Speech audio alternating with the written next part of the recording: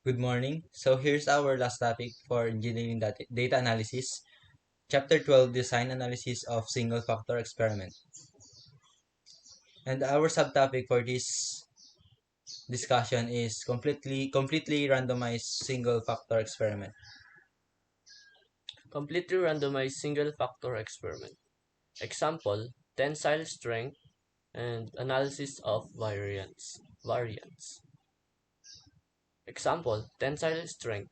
An example of tensile strength is how much force can be put on a material before it tears apart. Resistance to lengthwise stress measured in force per unit of cross-sectional area by the greatest load pulling in the direction of length that a given substance can bear without tearing apart. This is the example of this topic. Tensile strength.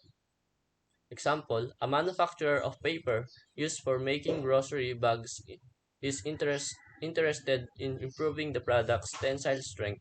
Product engineering believes that the tensile strength is a function of the hardwood concentration in the pulp and that the range of hardwood concentrations of practical interest is between 5 and 20%.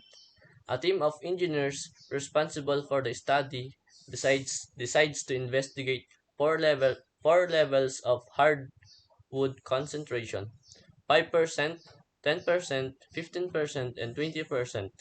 They decide to make up six test specimens at each concentration level by using a pilot plant. All 24 specimens are tested on a laboratory tensile tester in random order. This is an example of completely randomized single factor experiment with four levels of factor.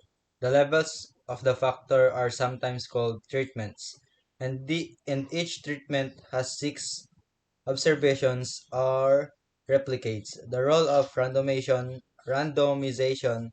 in this experiment is extremely important. By randomizing the order of 24 runs, the effect of any nuisance variable that may influence the observed tensile strength is approximately balanced out. Ito yung formula ng ating example.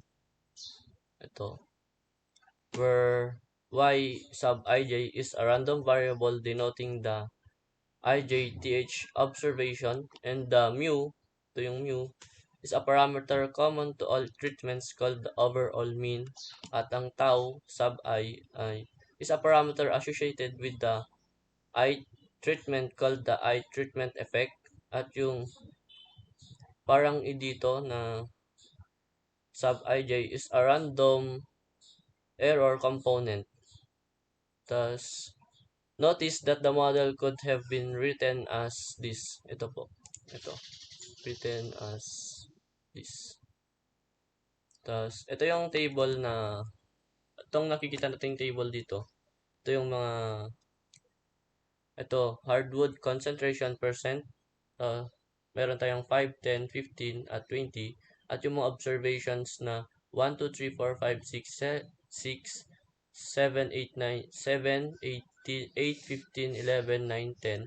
At sa 10, 15, 12, 17, 13, 18, 19, 15. At sa 15 is, ang observation niya is 14, 18, 19, 17, 16, 18. At sa 20 naman ay 19, 25, 22, 23, at 18, at 20.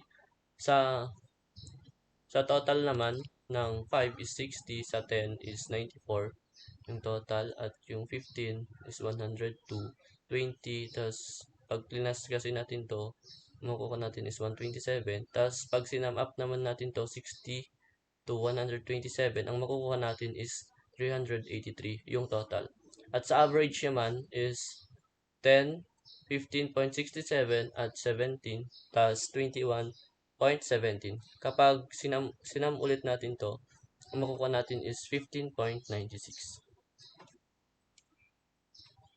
Next, if there are only two curing methods of interest, this experiment could be designed and analyzed using the statistical hypothesis method for two samples introduced in Chapter 10.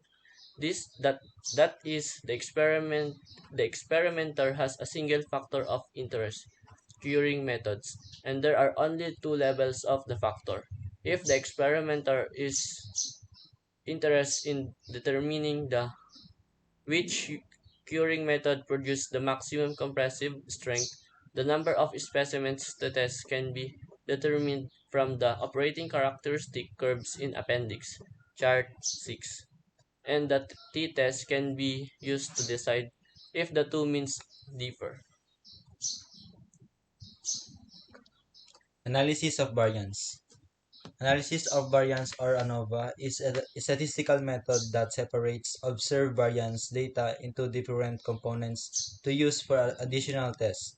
A one-way ANOVA is used for three or more groups of data to gain information about relationship between the dependent and independent variables. Suppose that we have a different levels of single factor that we wish to compare. Sometimes each factor level is called a treatment, a very general term that can be traced to early application of experimental design methodology in the agricultural sciences.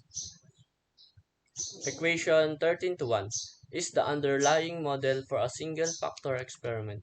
Furthermore, since we require that the observations are taken in a random order and that the environment often called the experimental units in which the treatment are used in as uniform as possible. This experimental design is called a completely randomized design. Table 13 to 2, typically data for a single factor. This is the table. Sa treatment, meron tayong 1, 2, tas yung alpha. Sa observation, The first table shows that the total variability in the data measures by the total corrected sum of the squares sub r can be partitioned into sum of square of differences between treatment means and grand mean are called treatment sum of squares and denoted by sum square treatments, and the sum squares of difference of observation within treatment from the treatment mean is called error sum of squares and denoted by sum squares sub e. Differences between observed treatment means a grand means measured of the difference between treatment. The differences of observations within the treatment from the treatment mean can be the due only to random error. the sum of squares identity is this formula, 13 to 5, or symbolically as square a sum of squares sub r is equal to sum square treatments plus sum of square sub e. In this 13 to 6.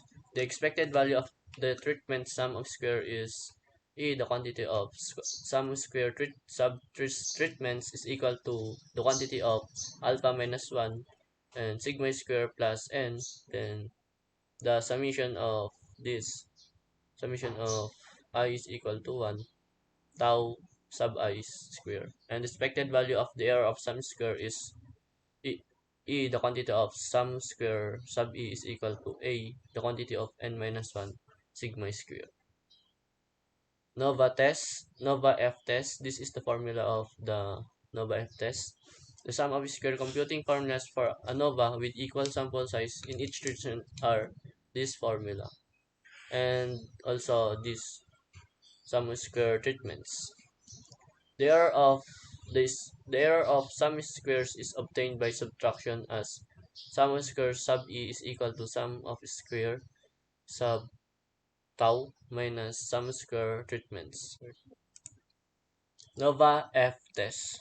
Ito yung formula ng Nova F test. F sub O is equal to sum of square treatments all over to the quantity of alpha minus 1 and all over to sum of square sub e all over the A times the quantity alpha times the quantity of n minus 1 is equal to ms sub treatments and m sub all over to m sub e.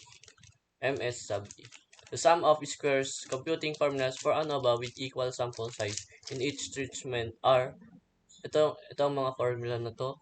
Tapos, and the sum of treatments naman ito, dito, itong sa baba. The error of sum squares is obtained by subtraction as sum of squares sub E is equal to sum of squares sub T minus sum of square treatments. At dito po nagtatapos ang aming Discussion. discussion. Salamat po sa pakikinig.